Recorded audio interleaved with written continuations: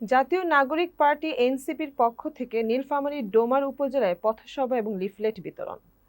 জাতীয় নাগরিক পার্টি এনসিপির মুখ্য সংগঠক উত্তরাঞ্চল সার্জিস আলম বলেছেন, দ্রুত নয় বরং স্বচ্ছ এবং সুষ্ঠু নির্বাচনের জন্য সামগ্রিক প্রক্রিয়া সম্পন্ন করে বিচার ও সংস্কারের পাশাপাশি চালিয়ে নিয়ে উপযুক্ত সময় নির্বাচন হওয়া উচিত।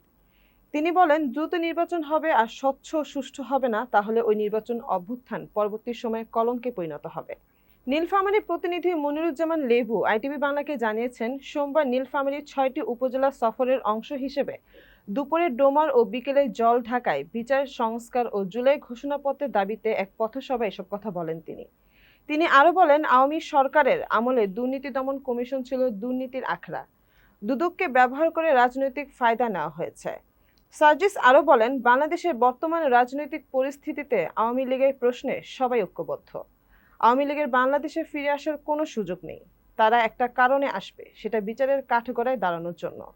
পথসভায় এনসিপির যুগ্ম আহ্বায়ক সারোয়ার তুষার, আতিক মুজাহিদ, যুগ্ম মুখ্য সংগঠক আবু সাইদ লিয়ন, সাদিয়া ফারজানা দিনা সহ স্থানীয় বৈষম্য বিরোধী ছাত্র আন্দোলনের নেতৃবৃন্দ উপস্থিত ছিলেন।